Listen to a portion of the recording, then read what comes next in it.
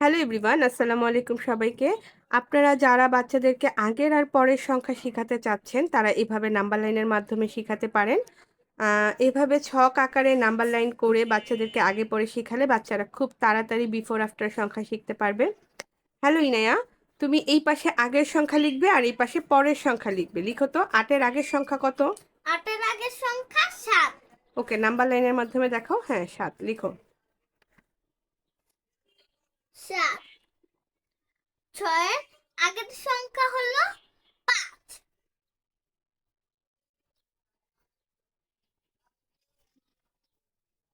13-র আগের সংখ্যা হলো 12।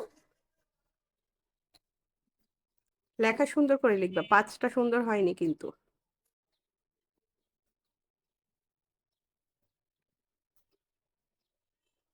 12। ওকে। তারপর 16-র আগের সংখ্যা হলো 15।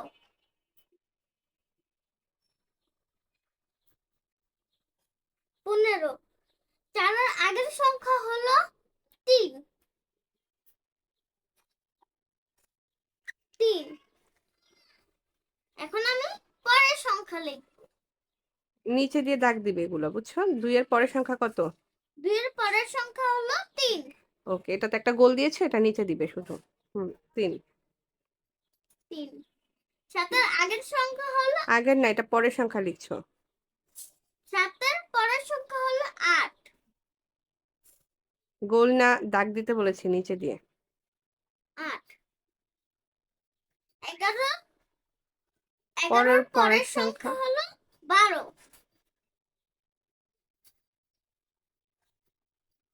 12। 3-এর আগের সংখ্যা 3-এর হলো পরের সংখ্যা লিখছো গো। 3-এর পরের সংখ্যা হলো 4।